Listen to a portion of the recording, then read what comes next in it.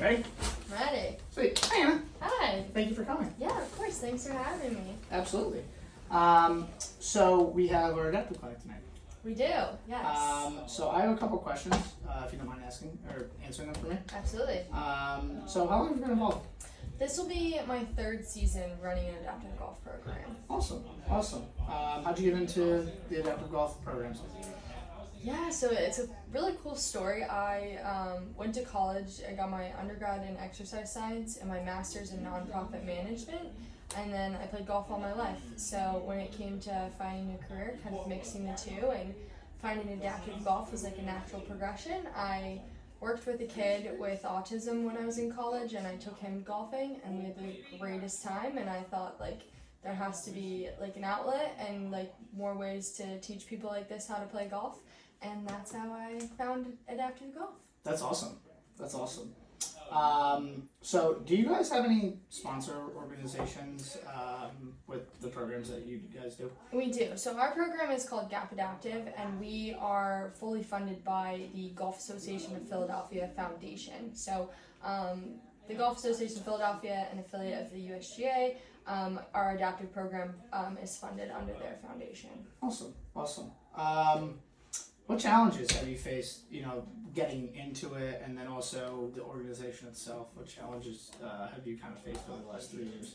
So, a good question. I would say the biggest challenge is finding where to find our participants. So, disabilities have a wide range. Like, you can have anything from autism to paralysis to cerebral palsy to balance disorders, surgeries, any sort of thing like that. So, finding like a target place to like broadcast that our clinics are happening and just encouraging people to come and try something new, because it's scary. Golf is intimidating, and if you have a disability and you've never been somewhere before, it's even more intimidating. So I would say overcoming kind of that fear factor and like letting people know that golf is accessible and you can play golf and there really are no limitations to it. But a big challenge has been overcoming that in the people's mindset. And how do you kind of overcome the fear factor of getting people into golf?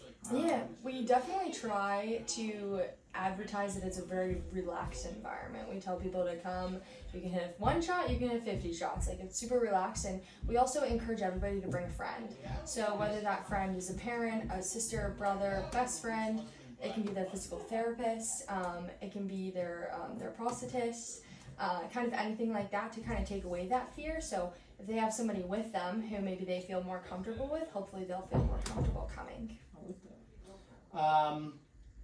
What objectives do you have? Say we'll go short term for the rest of the year.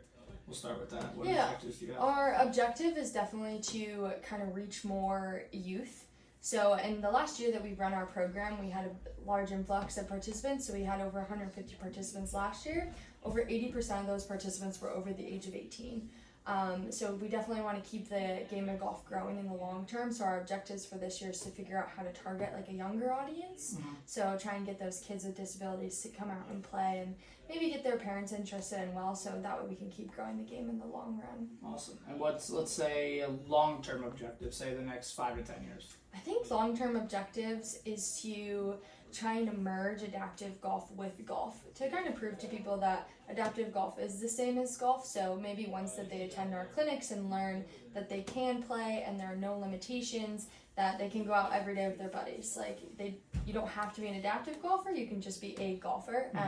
So maybe slowly take away that adaptive term from their golf and just encourage them to play with their friends, family, and enter in tournaments. And so I think that's kind of long-term goal, is to turn adaptive golfers into just golfers. Awesome. And student-teacher ratio, do you guys try to keep like a 6-to-1, 5-to-1, or is it kind of hard to keep that with, we'll say, instructors that are willing to, give their time to the adaptive golf?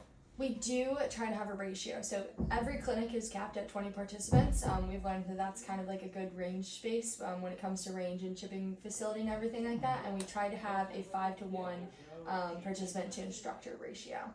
We do throw in extra volunteers in there, but those volunteers are not instructors. Awesome. Well, I look forward to watching. Yeah, excited to have you join us. We got a big group. It's going to be really fun. I can't wait.